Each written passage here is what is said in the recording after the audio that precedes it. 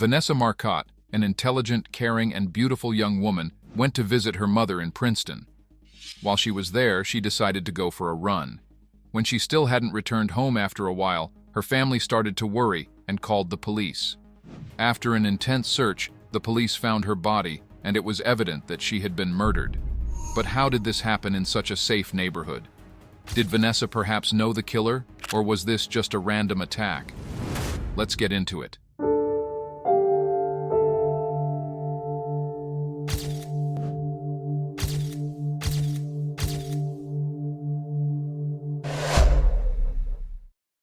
Vanessa Teresa Marcotte was born on June 17, 1989, in Leominster, Massachusetts, a small city known for its tight-knit community and picturesque landscapes.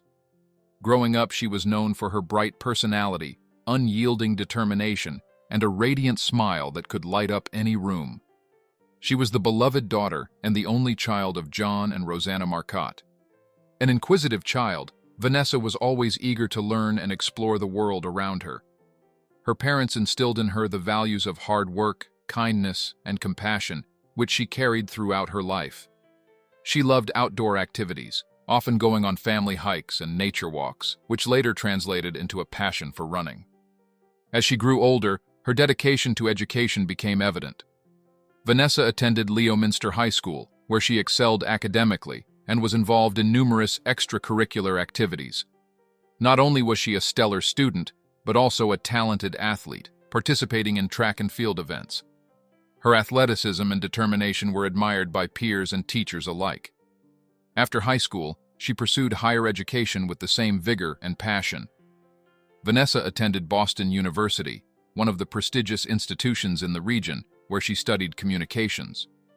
Her time at Boston University was marked by active involvement in various student organizations and a commitment to academic excellence. She was not just a student, she was a leader, known for her ability to inspire and motivate those around her. Vanessa graduated with honors from Boston University with a bachelor's degree in communications in 2011. After graduating, she landed a job at Vistaprint, a company specializing in marketing products for small businesses.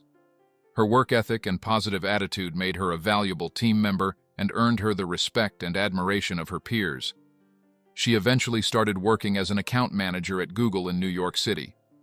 Outside of her professional life, Vanessa had many interests and hobbies. She was a fitness enthusiast who enjoyed running and practicing yoga. She also had a passion for traveling, always eager to explore new places and cultures. Her adventurous spirit took her to various parts of the world, creating memories she cherished deeply. On August 7, 2016, Vanessa visited her mother at her home on Brook Station Road in Princeton. While spending time at her mother's house that afternoon, Vanessa made the decision to go for a jog in the peaceful wooded community near Worcester. The area was known for its safety, providing a sense of security. However, as the hours ticked by and Vanessa still hadn't returned, her family grew increasingly worried and contacted the police. The police then immediately launched a missing persons search, but tragically, after several hours of searching, a state police K-9 unit made a devastating discovery. At around 8:20 p.m., Vanessa's lifeless body was found in the woods off Brook Station Road, approximately half a mile from her mother's house. Officials immediately classified the case as a homicide. The heart-wrenching details surrounding Vanessa's murder painted a haunting picture. Her body was found unclothed, and she had burns on her face, hands, and feet. The evidence suggested that she had endured sexual assault and strangulation. There were crushing injuries on her throat and a broken nose, indicating a horrifying struggle for her life. Her clothing, cell phone, and earbuds were missing, while a partially burned sneaker was discovered near her lifeless body. None of her clothing was recovered, leading authorities to believe that the killer had taken them during his escape. Additionally, foreign DNA was found at the crime scene, providing a crucial piece of evidence. Eyewitness accounts shed light on Vanessa's final moments. According to a local witness, Vanessa stopped at the Mountainside Market on Hubbardston Road in the afternoon to quench her thirst. She was last seen alive, walking and engaged in conversation on her cell phone after 1 p.m. Another witness reported observing a vehicle following Vanessa, which then turned around and pursued her again. Authorities pieced together these fragments of information to establish a timeline, suggesting that the vicious attack likely occurred between 1 and 3 p.m. Law enforcement officials tirelessly rallied to bring Vanessa's killer to justice. The once quiet, safe community of Princeton now grappled with fear and uncertainty, forever scarred by this senseless murder and loss of an innocent life. The day after the murder, Worcester County District Attorney Joseph D. Early Jr. held a press conference to inform the public of the murder.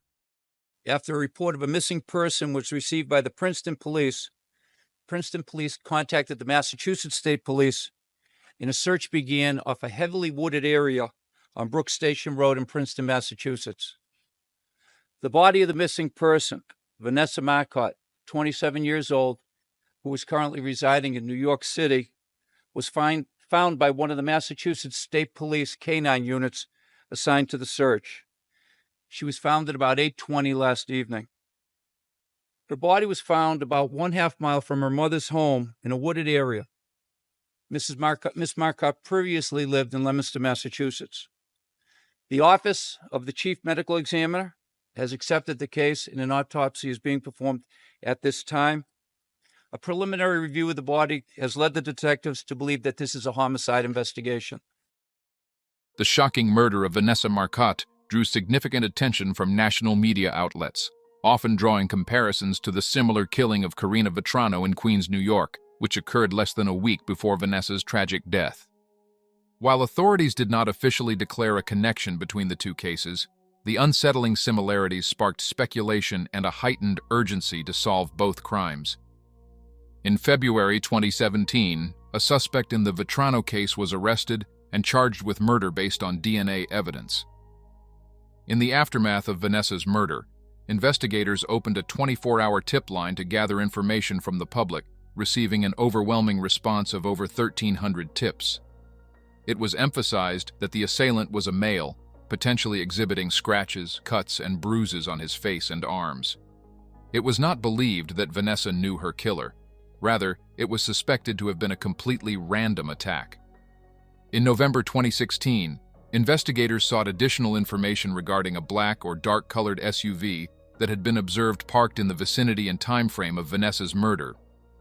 On December 21, 2016, in Princeton, Vanessa Marcotte's family issued their first official public statement. They expressed their gratitude to the community for all the support they had received during such a devastating time. Additionally, the family announced the establishment of the Vanessa T. Marcotte Foundation and announced that they had set up a website in memory of their beloved Vanessa. Months passed, filled with uncertainty and an agonizing wait for progress in the investigation. Then, on February 23, 2017, Worcester County District Attorney Joseph D. Early Jr. provided an update on the case. Morning. Thank you for coming today. We have an update into the investigation of Vanessa Marcotte's murder last August. She was visiting her family that weekend in Princeton, and she had been out for a walk that afternoon and was reported missing when she did not return home from that walk. We now have DNA from a person of interest in the murder of Vanessa Marcotte. That DNA was submitted to the State Police Crime Lab, Ian Parabon, for testing using the latest scientific techniques and the latest procedures, and the results from those tests were recently received by my office. As a result of that, we are asking the public's help in locating a particular person of interest in the murder of Vanessa Marcotte.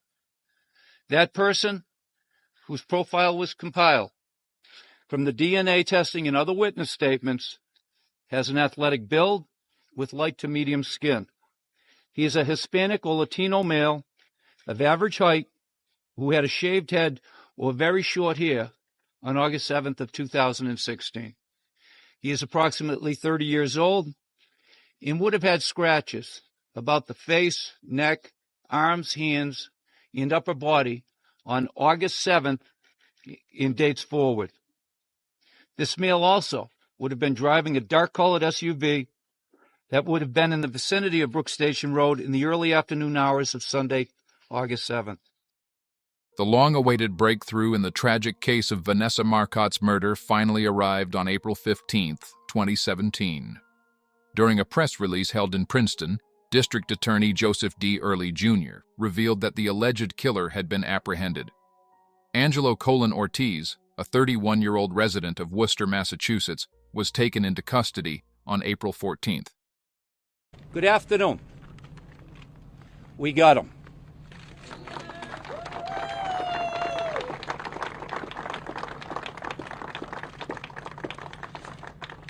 Early this morning, State Police arrested 31-year-old Angelo Colon-Ortiz in connection with the murder of Vanessa Marcotte last August in Princeton, Massachusetts. On the afternoon of August 7th, 2016, Vanessa left the family home on Brook Station Road, where she had been visiting family, to go for a walk, and she never returned.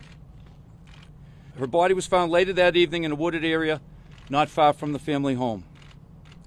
DNA from a possible suspect was obtained at her autopsy from an examination of her hands at the Massachusetts State Police Crime Lab.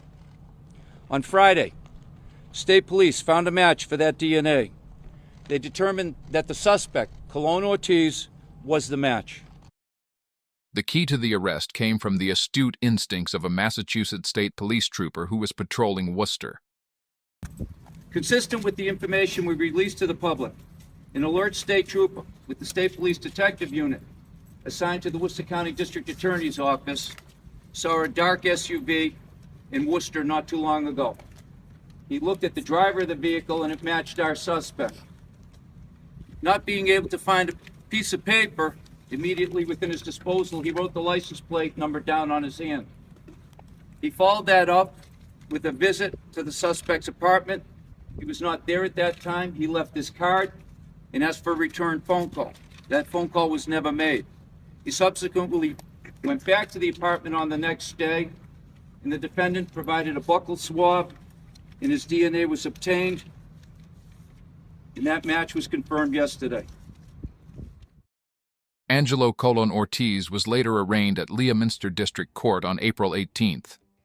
To reflect the severity and gravity of the charges against him, the court set bail at a staggering $10 million, ensuring that Colon-Ortiz would not be released pending further legal proceedings.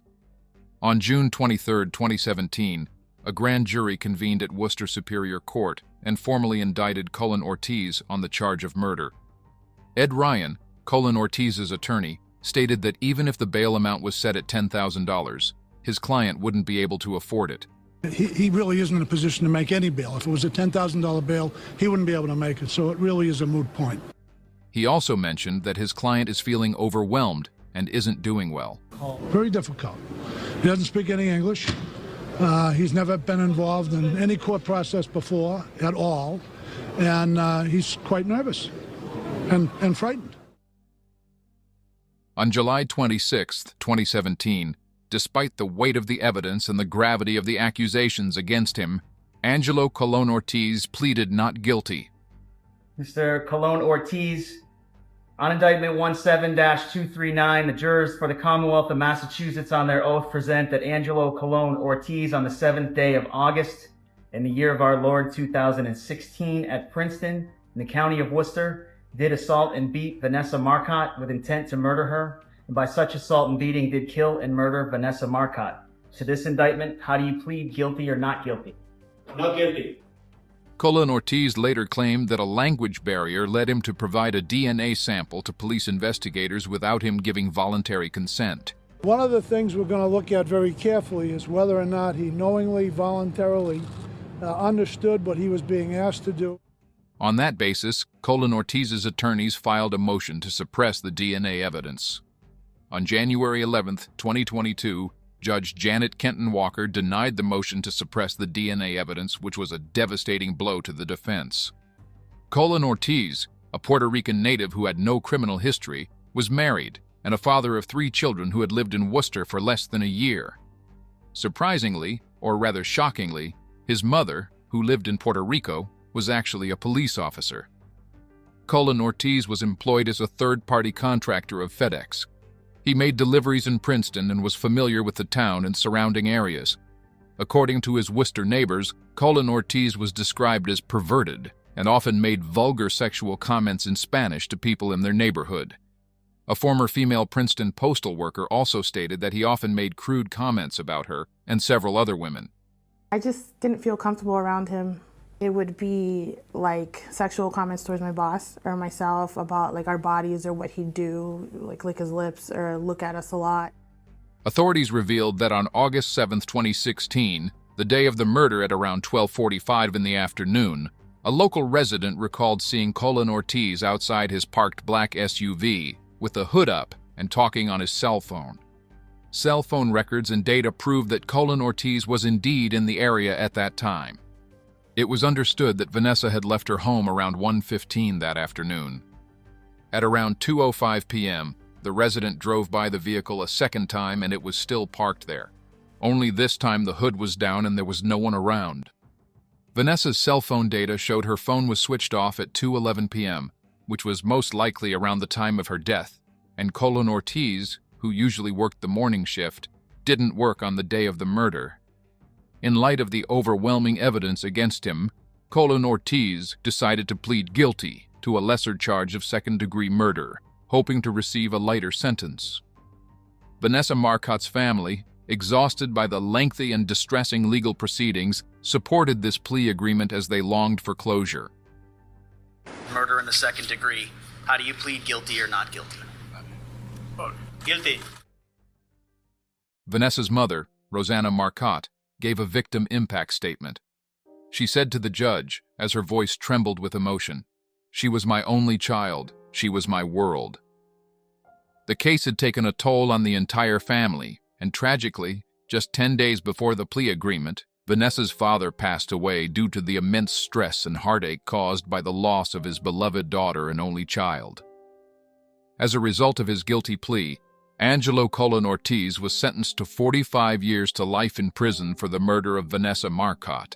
Should he live that long, he'll be eligible for parole in 2062 and would be 76 years old. The sentence reflects the severity of the crime and the devastating impact it had on Vanessa's loved ones. Google, the last company Vanessa worked for, said in a statement, "Vanessa Marcotte was a much-loved member of the Google team, working in our New York office for the last year and a half, and known for her ubiquitous smile, passion for volunteer work, and love of Boston sports. We are deeply shocked and saddened, and our thoughts are with her family and friends." Vanessa was a great believer in volunteerism, participating as a tutor for Tutoring Plus of Cambridge, where she was named Tutor of the Year, and for Harlem Grown in New York City. She poured her heart and soul into everything she did, whether it was related to work or her personal life. Vanessa's selflessness and caring nature were evident in her unwavering commitment to helping others. Her beauty, grace, and generous spirit touched the lives of everyone she encountered. She loved deeply and formed many meaningful relationships with friends and loved ones throughout her short life. She will be remembered for her kindness, compassion, selflessness, generosity, intelligence, and her charm. To Vanessa's family and friends, and especially her mother Rosanna, we offer our deepest and most heartfelt condolences. May you find strength in each other and in the cherished memories you have of Vanessa. May those joyful memories guide you through the darkest of days and bring you comfort and peace in the years to come. Our thoughts and prayers are with you all, and may Vanessa's soul rest in eternal peace.